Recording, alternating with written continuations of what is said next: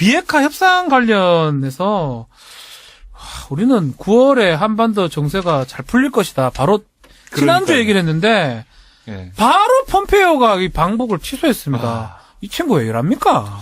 저희가 학생운동 할 때 예. 이렇게 얘기했어요. 지금 버전이 학생운동 버전. 네. 식민지 민족 해방운동은 장기성, 간고성, 복잡성을 가지고 있다. 뭐 어려운데 설명 좀 해주십시오. 우리 학생운동할 때 항상 그렇게 얘기했어요. 네, 네. 그래서 그거를 좀 벤치마킹하면 네. 이 북미 관계라든 한반도 비핵화 이 문제는 장기성, 간곡성, 복잡성을 갖고 있어요. 장기로 또 복잡하고 간고는 뭐죠? 간고.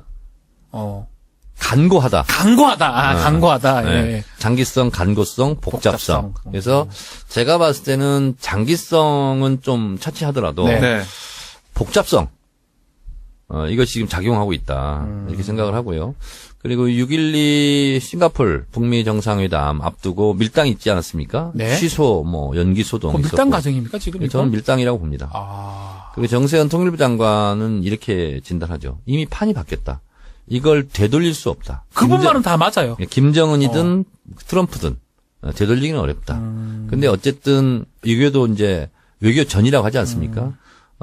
외교 전쟁을 하고 있는데 이게 쉽게 될 리가 없지 않습니까? 네. 그래서 지금 퍼즐 맞추는 과정이고 그렇다. 근데 어쨌든 김정은 위원장 같은 경우는 제 6차 전원회의에서 핵 경제 병진 노선을 포기했어요. 네. 그리고 비핵화를 가겠다. 그래서 경제개발 노선으로 쭉 밀고 가겠다. 이미 북한 주민들에게 공포를 한 상황이기 때문에 그러니까요. 되돌리기는 어렵고요. 그런 면에서 봤을 때 김정은도 그리고 트럼프도 자존심과 체면이 있는 거예요. 종전선언도 하지 않은 상태에서 북핵 리스트를 미국에 넘겨준다. 그것은 있을 수 없는 일이에요. 그렇죠.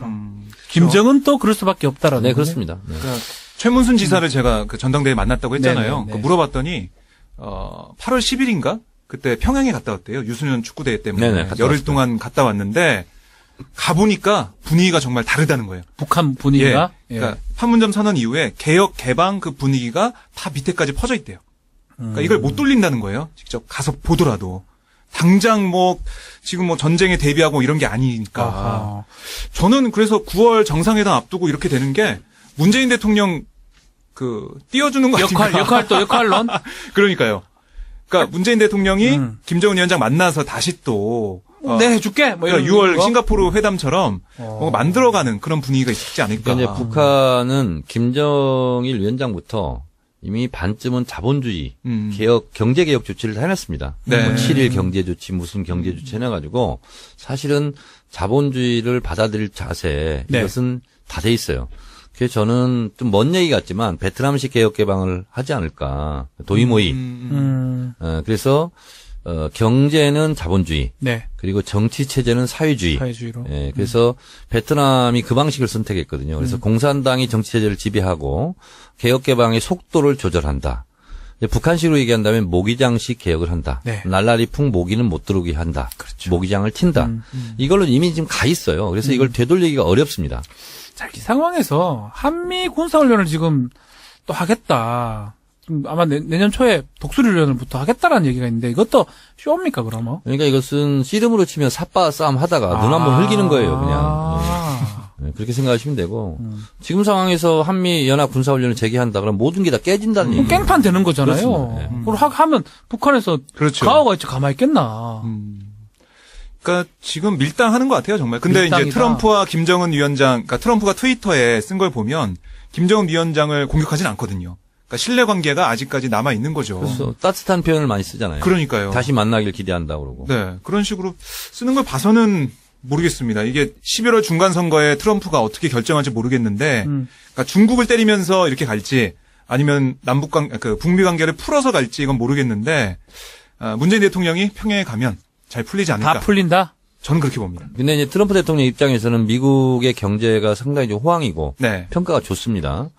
그래서 미국의 선거는 경제가 거의 다 좌우지하는데 네.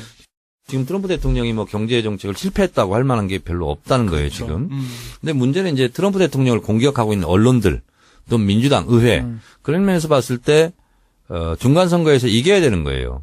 지면 안 됩니다. 지면 안 되는 거죠. 네. 그럼 지는 것은 우리 한반도에도 굉장히 악영향을 끼쳐요. 야, 나 트럼프를 이렇게 응원할 줄 몰랐습니다, 저는. 네, 트럼프를 위해야 돼요. 아, 나 트럼프를 응원할 줄 몰랐네, 진짜. 그래서 트럼프 이제 또 측근 2명이 지금 저 앞에 들어가서 그 폴리 바게닝 걸리가지고 변호사는 또 풀었더라고요. 그렇습니다. 아, 진짜 그래서, 불꽃줄 아니고. 고인 변호사. 그래서 위기 상황인 거죠. 예. 그렇게 봤을 때 트럼프 대통령으로서는 대북 강경책이 득이 될까? 그 고민하는. 아니면 유화책이 그래서 이 한반도 비핵화를 빨리 진척시키고 속도감 있게 하는 것이 본인한테 득이 될까? 이거에 대한 계산이 아직 안 끝난 것 같아요. 아, 그래서 이래저래 아주 상반된 어떤 내용들의 정책을 내는 거예요. 네, 계속 이제 판을 보면서, 판을 보면서 어떻게 흔들까, 어떻게 카드를 가져올까. 이렇게 냈다가 됐다가 이걸 전문 용어로 간본다고 그래요. 이게 전문 용어인가요? 간보기 정치. 네, 간보기. 아니, 저는 이 대목에서 좀 열받는 게 뭐냐면은 야당의 입장입니다. 네. 자유한국당 김성태 원내대표 뭐라고 했습니까? 안 간다. 그러니까 문재인 대통령이 원내대표 초청했을 때 같이 9월에 갑시다. 평양 갑시다. 그래서 가기로 했잖아요. 또 안 간다는 거 아니에요? 와, 그래요, 김성태는. 그러니까 혼수 상태인 것 같아요, 지금 계속. 오지 말라고 하세요. 아니, 가지 말라고 하세요. 가지 마라 그래요. 그러니까 계속 잘 안 되기를 바라는 거 맞죠, 이 사람들. 그러니까요. 그러니까 난 물어보고 싶고 통일되기도 싫고 다 싫은 거 아닌가? 그러니까 물어보면 그러죠. 북한 비핵화가 확실히 돼야 뭔가 그 담보되는 게 있어야 가지 않겠냐 이런 건데. 네. 아니 그렇게만 얘기하면 뭐가 풀립니까? 그러게요. 자, 우리 정치 알바에서는 뭐 큰 문제 없다. 9월 내에 다 해결되면서 연내에 아주 좋은 결과가 있을 것이다라는 게 우리 정치 알바, 특히 정청래원의 그러니까 얘기죠. 베트남식 개혁 개방이 왜 북한도 손을 할 거냐고 저는 이렇게 보냐면 네. 몇 가지 설명드리면 이런 거예요. 네. 북한하고 베트남하고 공통점이 있습니다. 미국하고 둘 다 전쟁을 했습니다. 그리고 둘 다 이겼다고 주장을 합니다. 뭐 베트남 이겼다고 봐야지 않습니까? 그렇죠. 네. 그리고 베트남 건국의 아버지라고 하는 호치민과 김일성 주석이 아주 친분이 높습니다. 아, 맞아요. 서로 좋아했어요. 네. 근데 지금 베트남은 베트남식 개혁 개방이 성공하면서 호치민이 지금 여전히 살아 있어요. 국부로서 추앙받지 않습니까? 김정은으로서는 할아버지 김일성 주석이 명예가 훼손되는 걸 바라겠습니까? 굳건히 서 있기를 바라겠죠. 네. 그러면 베트남이 그걸 성공한 거거든요. 그리고 또 하나는 뭐냐면 베트남이 미국과 이렇게 수교를 맺고 하면서 미국이 많이 도와줬습니다. 그리고 IMF라든가 WTO라든가 이런 데 가입하는데 미국이 굉장히 많이 도와줬어요. 그렇죠. 그러면서 미국의 요구대로 시장을 여는 법을 또 많이 만들었습니다. 그래서 궁합이 맞았던 거예요. 근데 이제 지금은 김정은 위원장과 시진핑 주석이 잘 지내지만 북한의 자존심이라는 것은 하늘을 찔러요. 중국에게 예속되거나 종속되거나 경도되거나 이런 걸 별로 좋아하지 않습니다. 그렇죠. 그래서 중국과 국경이 맞닿아 있잖아요. 네. 그래서 지금도 사실은 많이 친중화가 진행돼 있고 생필품의 7, 80%를 중국에 의존하거든요. 그런 걸 원하지는 않을 거예요. 그래서 사람들은 중국식 사회주의를 할 거 아니냐. 근데 저는 견해를 달리해요. 베트남식으로 한다. 베트남식으로 할 것 같다. 미국하고 좀 더 붙을 가능성이 크다라는 겁니까? 그렇습니다. 그래서 미국과 중국의 등거리 외교를 또 하지 않을까. 외교는 좀 잘하는 것 같죠. 이게 그렇습니다. 그러면 광고가 단체 찬양 고문가? 그렇지 않습니다. 외교는 좀 잘하는 것 같아요. 왜냐하면 북한은 다 일꾼이라고 그러거든요. 네. 통일 일꾼, 네. 대남 사업 일꾼 다 그러거든요. 외화벌이 일꾼 뭐 이러잖아요. 외교 일꾼 그러는데요. 그분들은 평생 그 일만 합니다. 아, 잘하겠네 진짜. 그래서 사실 우리는 외교부도 뭐 국도 바뀌고 과도 바뀌고 막 하잖아요. 네. 근데 북한은 쭉 가요 그냥. 그래서 좋네.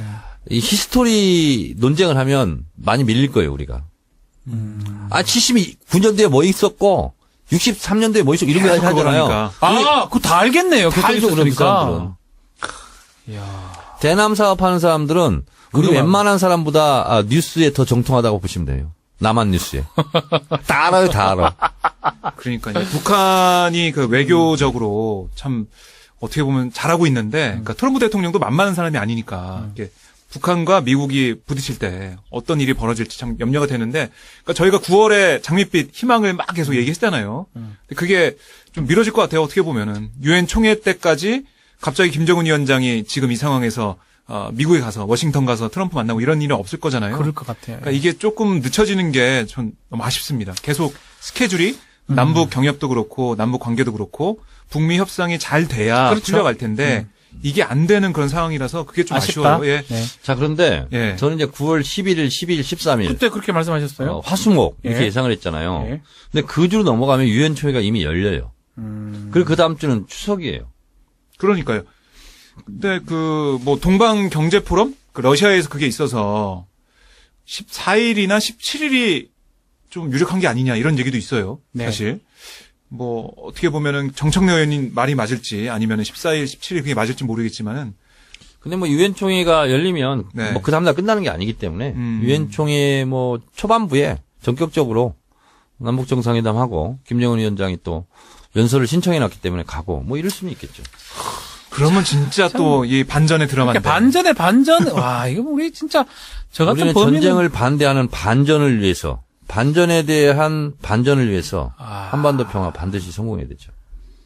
예, 알겠습니다. 로딩 중보다는 조금 약했어요. 반전을 위한 반전은 어렵습니다. 예. 자, 시간이 조금 남았는데 요 얘기 조금 하고 지나가면 좋을 것 같아요. 전두환 재판 안 나왔습니다. 근데 강제 구인을 할 수도 있다 이런 얘기를 하는데 이거 어떻게 보십니까? 강제 구인까지는 뭐 판사가 안 기기가 하겠죠. 있는 것 같아요. 네, 네. 그러니까 근데 저는 이제 판사로서도 본인도 뭐 한번 불러보면 어떨까요? 괜찮을 것 같은데. 근데 뭐 본인도 좋은 거죠. 그러니까 이거 알츠하이머 증상이 있다고 있긴 2013년부터 있어요. 좀 이상하긴 하더라. 골프 치고 이러던데. 그러니까 그런 증상이 있는데 어떻게 이 회고록을 쓰냐. 그러니까. 그런 지적이 계속 나오고 있잖아요. 그 저기 또 그 공보비서관 민정기 비서관이 그 양반 나와서 썼다고. 내가 썼다고 막 그러던데. 그러던데. 참 그거 어떻게 믿습니까? 그리고 저는 하나 또 눈에 들어온 게 바로 이해찬 대표가 첫 최고위 회의에서 얘기를 했죠? 이 얘기를 했어요. 전 그거 보고 세다. 역시 예찬이다. 그런 김진표였으면 어떨 것 같아. 비교가 딱 되잖아요. 그렇네. 비교가 되잖아요. 그 이해찬 당대표가 13대 국회 들어서자마자 88년도에 네. 청문회가 있었지 않습니까? 아, 맞습니다. 예. 5월 청문회, 뭐 광주 청문회 뭐 이런 게 쭉 있었잖아요. 근데 이제 이해찬 당대표가 광주 특위 그걸 했어요. 맞아. 그래서 그때 본인이 그렇게 얘기했대요. 당신들은 반드시 당신들은 반드시 국민이 심판할 것이다.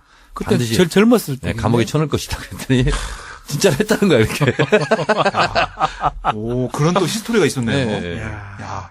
그래서 저는 이거 딱 두 가지 그러니까 두 가지 강조했거든요. 네. 그러니까 이산가족 상봉 정례화 그리고 그리고 전두환 씨 공판 부출석 문제 이 두 가지 강조했는데 보면서 남북 평화 문제 또 이 정의 문제 그렇지. 적폐청산 그게 그렇죠. 최고 중요한 적폐청산. 이거 보면서 저는 속이 좀 시원했습니다. 네, 잘 하실 것 같고. 그러니까 이 전두환 씨 회고록 보면 참 이 그 가면을 쓴 사탄이라는 표현을 해가지고 조비오 신부를 사자 명예훼손 했는데 이건 그냥 넘어갈 수가 없는 거죠. 그렇죠. 저는 어떻게든 이번 첫 재판에 안 나와서 연기가 됐잖아요. 그러니까 이게 아마 사자 명예훼손이 징역 2년 이하죠. 실형 나오는 경우는 잘 없어요. 거의 벌금 2년 이하인데 그러면은 그 첫 재판하고 그 마지막 재판은 꼭 나와야 된다면서요. 네네. 예, 잘 아시겠지만 아니 변호사니까. 나는 내가 판사라면 실형해버리면 좋겠다.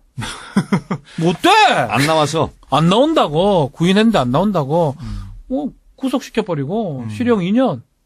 그러니까 이번에 깔끔한데? 그 정의를 바로 세울 수 있는 기회인 것 같아요. 저는. 그렇죠.